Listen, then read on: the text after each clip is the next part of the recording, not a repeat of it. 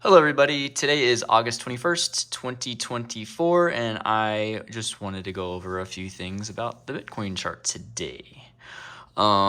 Today I wanted to talk about my Bitcoin prediction back on March 20th in more detail and see where we're at in our current Bitcoin cycle. As you all know, in March we got to all-time highs, which had never happened in Bitcoin history this early in the cycle, right? People were noticing too, calling different predictions such as a left translated cycle, heated cycle, etc. But nobody was reporting what I was seeing, so I felt the need to make my first video at that time. Something was glaringly different about this cycle as well as the last cycle top, but why? Something happened that threw the Bitcoin chart off course, so I tried to figure out why and where we were really at in our cycle. And I began noticing a few consistencies in the Bitcoin pattern, which clarified my view of this cycle and spurred me to create my first video on March 20th. Now I have to mention I'm not a YouTube influencer or big on social media for that matter, so my videos are archaic and in terms of how videos are made today, so bear with me and my video. After several weeks of analyzing Bitcoin's history, this is what I saw. So the first thing I wanted to figure out was why this big move in January. Or actually, starting in January, ended in March. Okay, yes, the US ETFs were ultimately the reason, but at the time I was trying to figure out if we were in a left translated cycle, and if not, why. It was hard to find out with what I had to go off of until I began to notice consistencies in Bitcoin's historical price pattern. So before I begin, I want to mention a quote that's been going around for years and one that I began to actually take to heart around this time. Quote, "Bitcoin history doesn't repeat, but it often rhymes." End quote. Was it possible to find Bitcoin's rhyme, or what I call its rhythm? To speak of this, I need to mention two things. The stock-to-flow model created by Plan B, which is right here, and Giovanni Santososhi's Bitcoin power law that, in very simplistic terms, states Bitcoin always comes back to baseline. In fact, if someone out there could tell him to make a video explaining it that's not 2 hours long, that would be great. I've always been intrigued by Plan B's stock-to-flow model, and this has formed the basis of my entire theory. Were it not for his model, I would have never seen this. While I may not wholeheartedly believe the stock-to-flow model to be a great prediction of Bitcoin's future price long-term, I do very much believe in it short-term. His model is the first and only thing that ever personally gave me the conviction to purchase Bitcoin. However, something happened in the last cycle that appears to have thrown off his model, and me believing that it shouldn't have been as far off as it was, I had to make sense of it. The stock-to-flow model shouldn't have lost track that quickly. It basically then was only good for what? One cycle. So you can see here how with each cycle high, we come up way past this gray line. Right here, we didn't. Something happened and the move was hampered. So anyways, this is a macro time frame, so there won't be much TA here, and I'm not the greatest at it. Anyways, I have very limited tools at my disposal, so I use other YouTube influencers for smaller time frame analysis. Hopefully after this video today though, if you lost all hope before, you'll gain some of that back. So I have two theories, one that I began seeing in March, which I spoke about where we were in this 2024 cycle, and one that I wanted to talk about today that's slightly the same but with a faster time frame, which many people are beginning to catch on to in their analysis but may not understand why. So in that first video I talked about when we came to the 0.5, let me pull up here.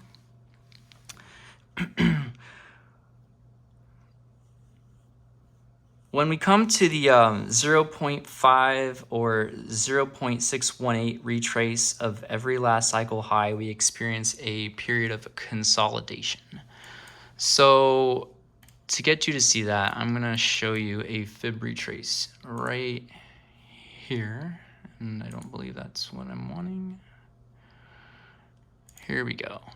From high to bottom,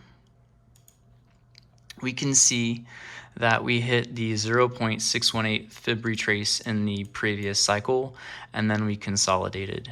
This is very consistent in previous cycles as well. This was also a 0.618 from top to bottom. We hit the 0.618 there. This cycle is a little bit different, and pardon me, it's really hard on these linear scales to get this to show up without shrinking, but this was actually a 0.5 retrace. But I just wanted to show you that there is a pattern with every single one of these. So I'm going to take this off for now. As you'll notice, I have drawn out black lines which indicate the base support with every past Bitcoin cycle. The red lines indicate any like serious catastrophic news that has come out. This one was COVID in the US. This one was the China banning Bitcoin mining in the whole country. And then this one was the ETF, the FTX, debacle. So as you'll notice that this move, however, was not at a 0.618 or to 0.5 fib retrace level. It's glaringly obvious, right? It's a 100% move. And why? Why is that? Yeah, and anyways, it always happens. It's very consistent. It doesn't matter if it takes us 500 days or 900 days to get to the 0.618. When we hit that, we always consolidate, and we always consolidate back to baseline after. Well, excluding the very early years of Bitcoin anyways. In that first video, I never realized we could be heading back to base support. It took me until July actually to realize that, 4 months later. So when I realized that, I sent out another video revising my outlook right as the third Bitcoin drop in this consolidation pattern was about to happen right here. And I alerted everybody. It resulted in a 28% move to the downside. So if you had seen that video beforehand, great job. Thanks for watching. So far, this consolidation pattern continues to be playing out since that video. But something still wasn't adding up to me. My chart was telling me that the earliest we could touch base support again was the end of the year. The earliest. And that would mean that we wouldn't possibly see us pulling out of this pattern until well into 2025. So right here, you can see this is actually July 31st is the lowest point that this will get to finally get to base support. And dragging this out here, this is September 2025, December 2025. It was like, so something just didn't seem right. That would essentially throw us off the entire cycle and putting the cycle's top to end months before the next Bitcoin halving in 2028. And until I see that happen, the cycles are still the same. So I was trying to figure this out. So I kept analyzing history to try and figure out, and figured it out about 2 weeks ago, I think. We have yet to see all this play out, so it's all just based off of previous performance, okay? So in order to show you what I see, I have to start from the beginning and recap the basis of my entire theory and then move forward to what I see today. If you notice that Bitcoin always retraces to the 0.618 and then also comes back and touches base support afterwards before the real fun begins, then you have to believe we have longer to go in this consolidation period. Okay, so this is 2019. This is 2016, and this is 2012. Let's see. Yeah. So you could just think that they last a certain amount of days, which would be a bit harder to gauge as they've all been different. So I go off of basically by the time it touches base support, we start to pull out. That's what I've noticed. That's the easiest way to explain it. There's not a consistent number of days that these take. I first anticipated where base support was based off of, well, the actual line this cycle, of course, but I think that was incorrect. So let me explain. Once again, my entire theory was created around Plan B's stock to flow model, so I owe him all the credit, whether he sees this himself or not.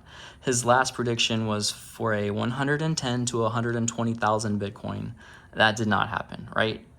Also, what didn't happen? We didn't retrace to the 0.618. In fact, we made that 100% retrace back to previous all-time highs. Again, something that's never happened this early in the cycle. So why? What happened? Was it just the US ETFs? Coincidentally, it just so happens that the 0.618 fib of 110 to 120,000 would put us right where we topped out in March. $74,000. And isn't that interesting? Well, I thought it was. And then I thought, well, then this puts us back on track to the stock to flow model, right? Again, interesting. Okay, so here we go. If I get my fib retrace tool, I drag from here in November 9th, 10th, where we peaked out in 2021, brought it up to 110,000, which is what his model was saying. And I drag this down to the very lowest area. We can see that it aligns with the 0.618 right here. So what if we were supposed to get to 110,000? What happened? Well, for one, we were in a worldwide pandemic, right? But then here, China came and banned Bitcoin mining in their country. And you can see how much of an effect that had. So this was the pandemic, resulting in like a 54% drop. 63, I don't know. It was a lot, right? And then you see this Bitcoin mining getting banned in China with the 50% drop. And just see how that messed up our entire cycle, our entire cycle that we were having as we were going up in our run. Isn't that crazy? I thought it was. So, could the extra inflow of cash be just what we needed then to realign into the stock to flow model and achieve a 500,000 Bitcoin this cycle, which is what Plan B is predicting? It's what his model has predicted for a while now. Well, I do believe so. When people were trying to figure out if we're in a left translated cycle or not, when people were calling for a 250,000 Bitcoin top, I zoomed out and I saw this. And this is what started my predictions in March. So far, we've seen my prediction play out, but I do believe there's a lot more time to go. Something that has perplexed me with my analysis, though, the length of this consolidation pattern the chart is predicting was very extended out to 2025. It just looked wrong, right? It looks wrong. That's if you believe Bitcoin always comes back to base in this part of the cycle. You can see how the soonest we could possibly reach is in January. And just Bitcoin's never dragged out that far in any of its history. And so that's where I sat and tried to figure out what's going on. This is where my second prediction comes in. So one day my mind wandered to the concept of dualism. So if you've never heard that, it is for something that exists, there must also be its opposite, right? Well, the problem is that it didn't exist at all. But I began to make it began to make me think that if there was a theoretical top we should have hit, then there should also be a theoretical bottom. All right, so that we should have gone to, and if I could find that, then that's our clue to when this consolidation could actually end. Essentially, if the market makers are realigning us, what are they looking at? I'm going to say that again. If the market makers are realigning us, what are they looking at? So basically, I'm blaming the market makers on this consolidation pattern. from where they stopped us to the entire move we've had for months, if you saw the volume candles they've been putting in, you can tell they've been holding us down.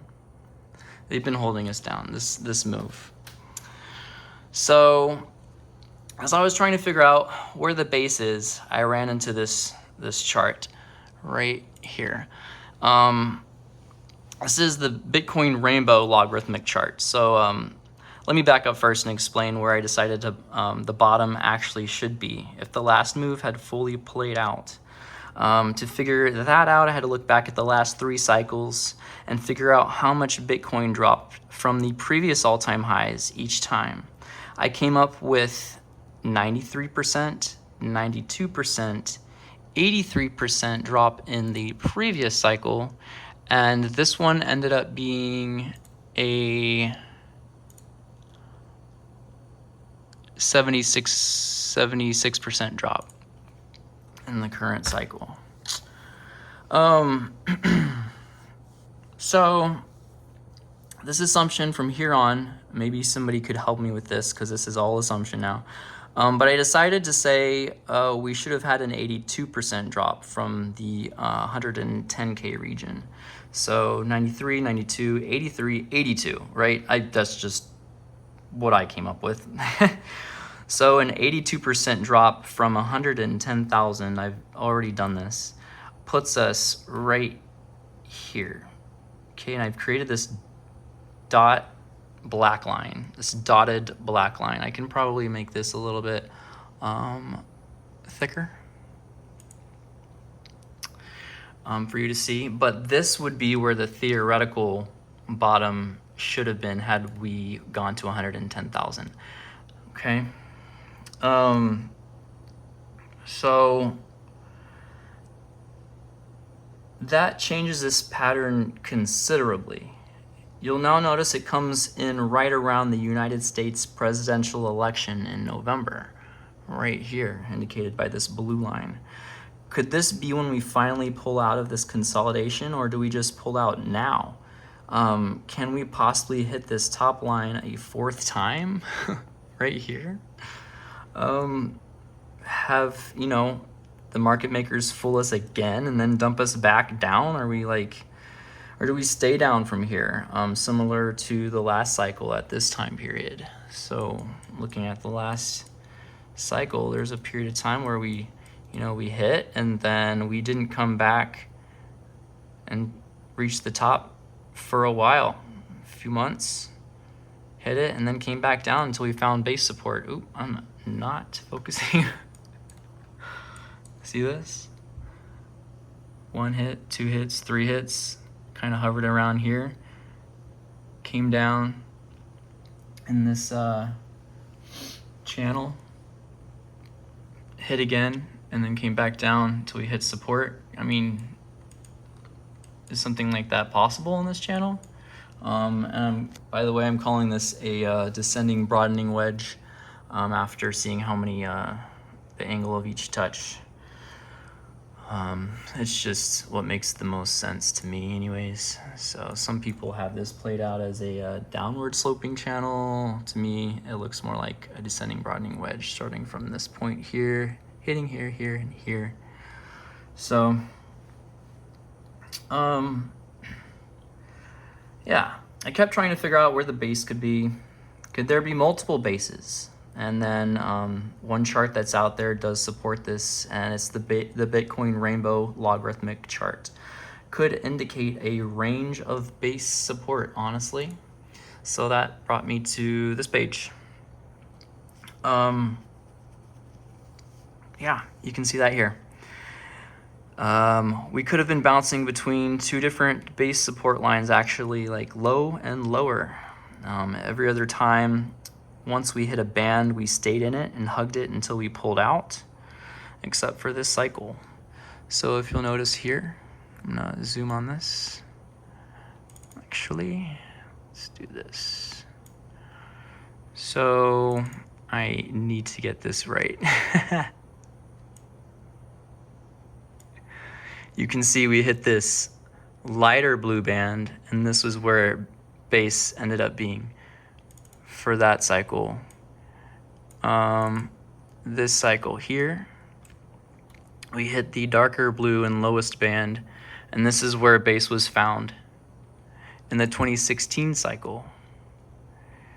Going to the 2020 cycle, we could see that we were finding base support in the lighter blue band, and then we fell out of it during COVID.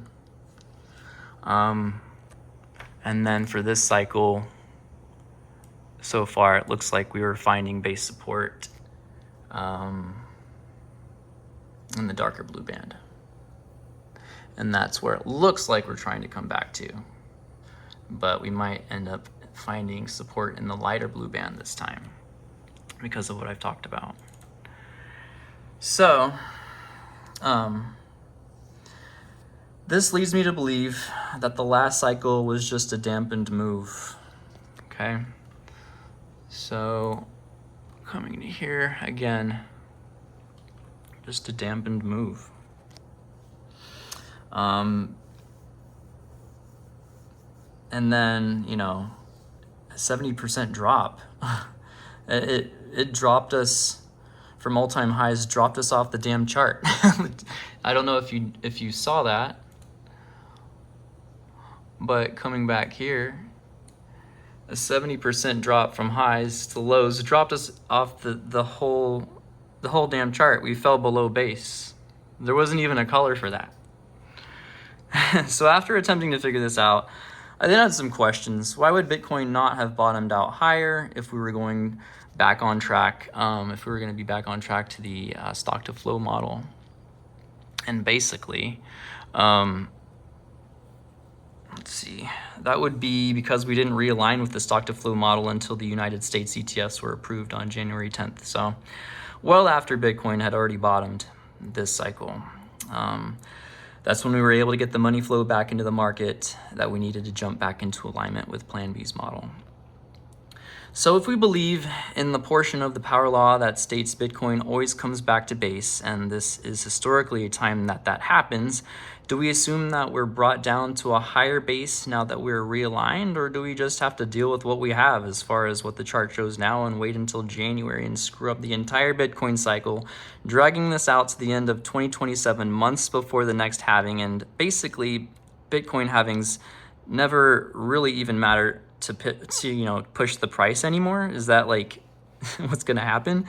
Either way, I believe in the stock to flow model, and I believe we're heading to 500,000. I'm just trying to figure out when this pattern ends, as I'm sure many of y'all are as well, and I believe the baseline can tell us that. Of course, this could all be invalidated and just be a total waste of energy, but at least for the last 5 months, it hasn't for me. Anyways, I want to know your thoughts. When does this consolidation end? Do you believe in a $500,000 Bitcoin this cycle? Be sure to press the like button if you thought this was interesting, and to get the content out there, and leave me comments in the comment section telling me how crazy I am. Have a good day, guys. Bye.